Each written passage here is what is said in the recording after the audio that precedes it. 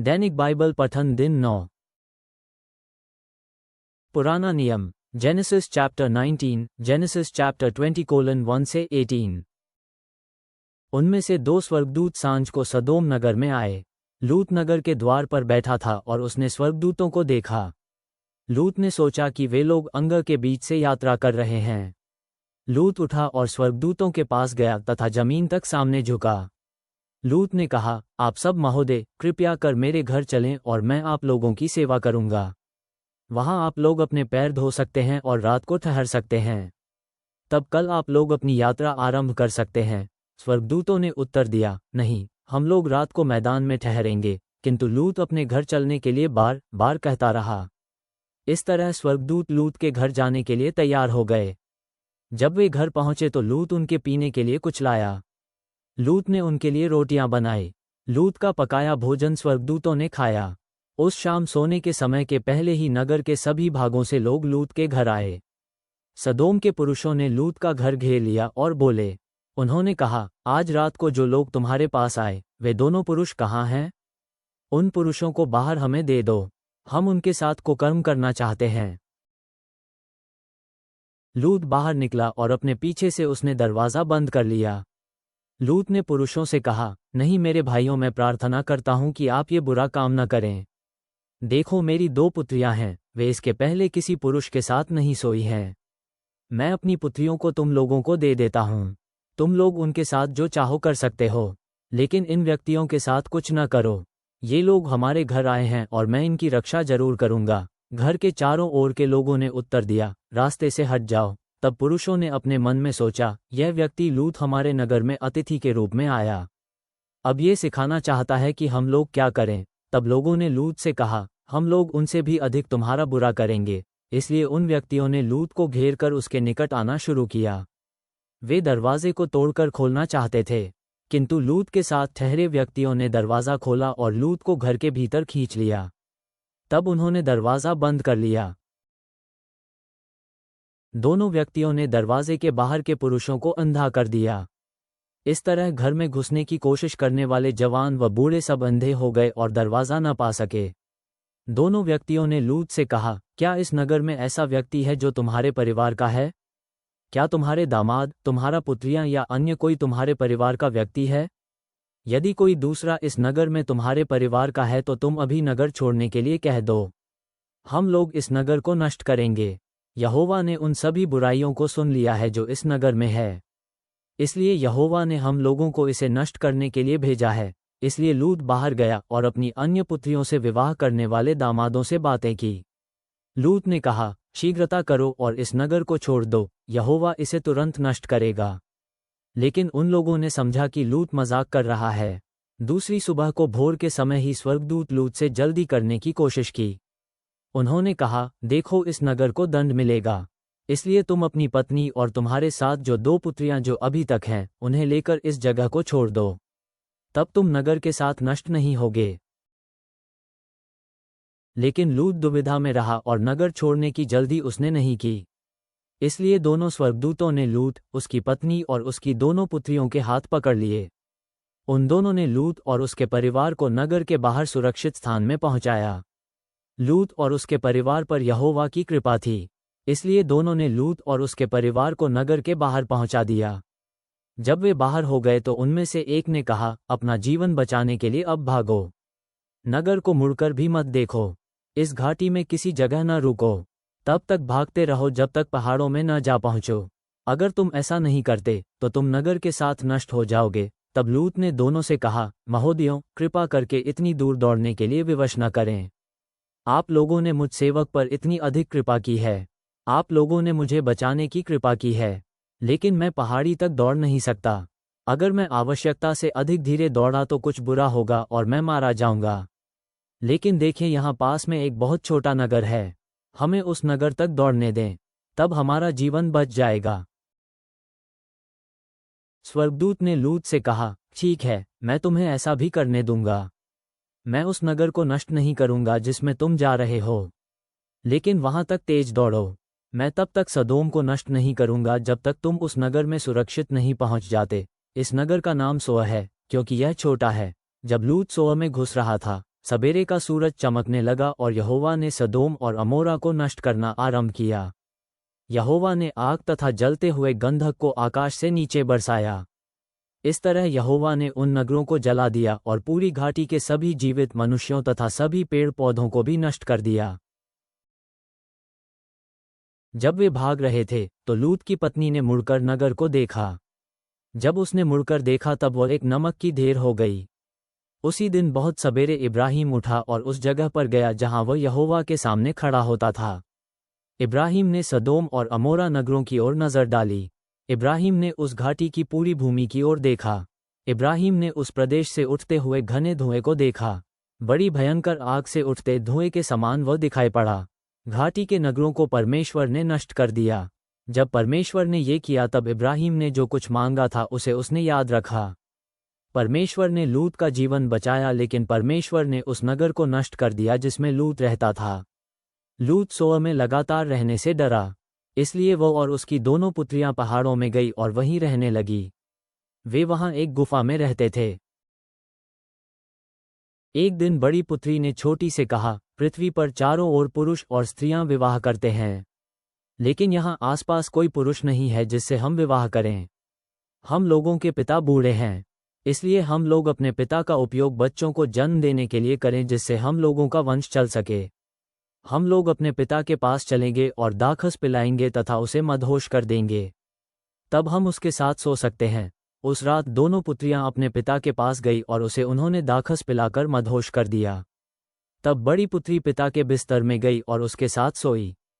लूत अधिक मदहोश था, इसलिए यह न जान सका कि वह उसके साथ सोया। दूसरे दिन बड़ी पुत्री ने छोटी से कहा, पिछली रात मैं अपने पिता के साथ सोई, आओ इस रात फिर हम उसे दाखस पिलाकर मदहोश कर दें, तब तुम उसके बिस्तर में जा सकती हो और उसके साथ सो सकती हो। इस तरह हम लोगों को अपने पिता का उपयोग बच्चों को जन्म देकर अपने वंश को चलाने के लिए करना चाहिए। इसलिए उन दोनों पुत्रियों ने अपने पिता को दाखस पिलाकर मदहोश कर दिया। तब छोटी पुत्री उसके बिस्तर में गई और उसके पास सोई। लूत इस बार भी न जान सका कि उसकी पुत्री उसके साथ सोई। इस तरह लूत की दोनों पुत्रियां गर्भवती हुईं। उनका पिता ही उनके बच्चों का पिता था। बड़ी पुत्री ने एक पुत्र को जन्म दिया। उसने लड़के का नाम मोआब रखा। मोआब उन सभी मोआबी लोगों का पिता है जो अब तक रह रहे हैं। छोटी पुत्री ने भी एक पुत्र जना। इसने अपने पुत्र का नाम बेनमी रखा। बेनमी अभी उन सभी अम्मोनी लोगों का पिता है जो अब तक रह रहे हैं। इब्राहिम ने उस जगह को छोड़ दिया और नेगेव की यात्रा की। इब्राहिम कादेश और शूर के बीच गरार में बस गया। गरार में इब्राहिम ने लोगों से कहा कि सारा मेरी बहन है। गरार के राजा अबीमेलेक ने यह बात सुनी। अबीमेलेक सारा को चाहता था, इसलिए उसने कुछ नौकर उसे लाने के लिए भेजे। लेकिन एक रात परमेश्वर ने अबीमेलेक से स्वप्न में बात की। परमेश्वर ने कहा, देखो तुम मर जाओगे। जिस स्त्री को तुमने लिया है उसका विवाह हो चुका है, लेकिन अबीमेलेक अभी सारा के साथ नहीं सोया था। इसलिए अबीमेलेक ने कहा, हे यहोवा, मैं दोषी नहीं हूँ। क्या तू निर्दोष व्यक्ति को मारेगा? इब्राहिम ने मुझसे खुद कहा, ये स्त्री मेरी बहन है, और स्त्री ने भी कहा, ये पुरुष मेरा भाई है। मैं निर्दोष हूँ। मैं नहीं जानता था कि मैं क्या कर रहा हूँ। तब परमेश्वर ने अबीमेलेक से स्वप्न में कहा, हाँ, मैं जानता हूं कि तुम निर्दोष हो, और मैं ये भी जानता हूं कि तुम यह नहीं जानते थे कि तुम क्या कर रहे थे। मैंने तुमको बचाया। मैंने तुम्हें अपने विरुद्ध पाप नहीं करने दिया। यह मैं ही था जिसने तुम्हें उसके साथ सोने नहीं दिया। इसलिए इब्राहिम को उसकी पत्नी लौटा दो। इब्राहिम एक नबी है। वो तुम्हारे लिए प्रार्थना करेगा और तुम जीवित रहोगे, किंतु यदि तुम सारा को नहीं लौटाओगे तो मैं शाप देता हूं कि तुम मर जाओगे। तुम्हारा सारा परिवार तुम्हारे साथ मर जाएगा। इसलिए दूसरे दिन बहुत सवेरे अबीमेलेक ने अपने सभी नौकरों को बुलाया। अबीमेलेक ने सपने में हुई सारी बातें उनको बताई। नौकर बहुत डर गए। तब अबीमेलेक ने इब्राहिम को बुलाया और उससे कहा, तुमने हम लोगों के साथ ऐसा क्यों किया? मैंने तुम्हारा क्या बिगाड़ा था? तुमने ये झूठ क्यों बोला कि वह तुम्हारी बहन है? तुमने हमारे राज्य पर बहुत बड़ी विपत्ति ला दी है। ये बात तुम्हें मेरे साथ नहीं करनी चाहिए थी। तुम किस बात से डर रहे थे? तुमने ये बातें मेरे साथ क्यों की? तब इब्राहिम ने कहा, मैं डरता था, क्योंकि मैंने सोचा कि यहाँ कोई भी परमेश्वर का आदर नहीं करता। मैंने सोचा कि सारा को पाने के लिए कोई मुझे मार डालेगा। वो मेरी पत्नी है, किंतु वो मेरी बहन भी है। वो मेरे पिता की पुत्री तो है, परंतु मेरी माँ की पुत्री नहीं है। परमेश्वर ने मुझे पिता के घर से दूर पहुंचाया है। परमेश्वर ने कोई अलग अलग प्रदेशों में मुझे भटकाया। जब ऐसा हुआ तो मैंने सारा से कहा, मेरे लिए कुछ करो, लोगों से कहो कि तुम मेरी बहन हो। तब अबीमेलेक ने जाना कि क्या हो चुका है। इसलिए अबीमेलेक ने इब्राहिम को सारा लौटा दी। अबीमेलेक ने इब्राहिम को कुछ भेड़ें, मवेशी तथा दास भी दिए। अबीमेलेक ने कहा, तुम चारों ओर देख लो, यह मेरा देश है, तुम जिस जगह चाहो रह सकते हो। अबीमेलेक ने सारा से कहा, देखो, मैंने तुम्हारे भाई को 1000 चांदी के टुकड़े दिए हैं। मैंने यह इसलिए किया कि जो कुछ हुआ उससे मैं दुखी हूँ। मैं चाहता हूं कि हर एक व्यक्ति ये देखे कि मैंने अच्छे काम किए हैं। परमेश्वर ने अबीमेलेक के परिवार की सभी स्त्रियों को बच्चा जनने के अयोग्य बनाया। परमेश्वर ने वो इसलिए किया कि उसने इब्राहिम की पत्नी सारा को रख लिया था। लेकिन इब्राहिम ने परमेश्वर से प्रार्थना की और परमेश्वर ने अबीमेलेक, उसकी पत्नियों और दास कन्याओं को स्वस्थ कर दिया। नया नियम, मैथ्यू चैप्टर 7:24 से 29, मैथ्यू चैप्टर 8:1 से 22। इसलिए जो कोई भी मेरे इन शब्दों को सुनता है और इन पर चलता है, उसकी तुलना उस बुद्धिमान मनुष्य से होगी जिसने अपना मकान चट्टान पर बनाया। वर्षा हुई, बाढ़ आई, आंधियां चलीं और यह सब उस मकान से टकराए, पर वह गिरा नहीं, क्योंकि उसकी नींव चट्टान पर रखी गई थी। किंतु वह जो मेरे शब्दों को सुनता है पर उन पर आचरण नहीं करता, उस मूर्ख मनुष्य के समान है जिसने अपना घर रेत पर बनाया। वर्षा हुई, बाढ़ आई, आंधियां चलीं और उस मकान से टकराईं, जिससे वह मकान पूरी तरह ढह गया। परिणाम ये हुआ कि जब यीशु ने ये बातें कहकर पूरी की, तो उसके उपदेशों पर लोगों की भीड़ को बड़ा अचरज हुआ, क्योंकि वह उन्हें यहूदी धर्म नेताओं के समान नहीं बल्कि एक अधिकारी के समान शिक्षा दे रहा था। यीशु जब पहाड़ से नीचे उतरा तो बहुत बड़ा जनसमूह उसके पीछे हो लिया। वहीं एक कोढ़ी भी था। वह यीशु के पास आया और उसके सामने झुककर बोला, प्रभु, यदि तू चाहे तो मुझे ठीक कर सकता है। इस पर यीशु ने अपना हाथ बढ़ाकर कोढ़ी को छुआ और कहा, निश्चय ही मैं चाहता हूँ, ठीक हो जा। और तत्काल कोढ़ी का कोढ़ जाता रहा। फिर यीशु ने उससे कहा, देख, इस बारे में किसी से कुछ मत कहना, पर याजक के पास जाकर उसे अपने आप को दिखा। फिर मूसा के आदेश के अनुसार भेंट चढ़ा, ताकि लोगों को तेरे ठीक होने की साक्षी मिले। फिर यीशु जब कफरनहूम पहुंचा, एक रोमी सेनानायक उसके पास आया और उससे सहायता के लिए विनती करता हुआ बोला, प्रभु, मेरा एक दास घर में बीमार पड़ा है, उसे लकवा मार दिया है, उसे बहुत पीड़ा हो रही है। तब यीशु ने सेनानायक से कहा, मैं आकर उसे अच्छा करूंगा। सेनानायक ने उत्तर दिया, प्रभु, मैं इस योग्य नहीं हूं कि तू मेरे घर में आए, इसलिए केवल आज्ञा दे दे, बस मेरा दास ठीक हो जाएगा। यह मैं जानता हूं, क्योंकि मैं भी एक ऐसा व्यक्ति हूं जो किसी बड़े अधिकारी के नीचे काम करता हूं और मेरे नीचे भी दूसरे सिपाही हैं। जब मैं एक सिपाही से कहता हूं, जा, तो वह चला जाता है, और दूसरे से कहता हूं, आ, तो वह आ जाता है। मैं अपने दास से कहता हूं कि ये कर, तो वह उसे करता है। जब यीशु ने ये सुना तो चकित होते हुए उसने जो लोग उसके पीछे आ रहे थे उनसे कहा, मैं तुमसे सत्य कहता हूं, मैंने इतना गहरा विश्वास इस्राएल में भी किसी में नहीं पाया। मैं तुम्हें यह और बताता हूं कि बहुत से पूर्व और पश्चिम से आएंगे और वे भोज में इब्राहिम, इसहाक और याकूब के साथ स्वर्ग के राज्य में अपना अपना स्थान ग्रहण करेंगे। किंतु राज्य की मूलभूत प्रजा बाहर अंधेरे में धकेल दी जाएगी, जहां वे लोग चीख पुकार करते हुए दांत पीसते रहेंगे। तब यीशु ने उस सेनानायक से कहा, जा, वैसा ही तेरे लिए हो जैसा तेरा विश्वास है। और तत्काल उस सेनानायक का दास अच्छा हो गया। यीशु जब पतरस के घर पहुंचा, उसने पतरस की सास को बुखार से पीड़ित बिस्तर में लेटे देखा। सो यीशु ने उसे अपने हाथ से छुआ और उसका बुखार उतर गया। फिर वो उठी और यीशु की सेवा करने लगी।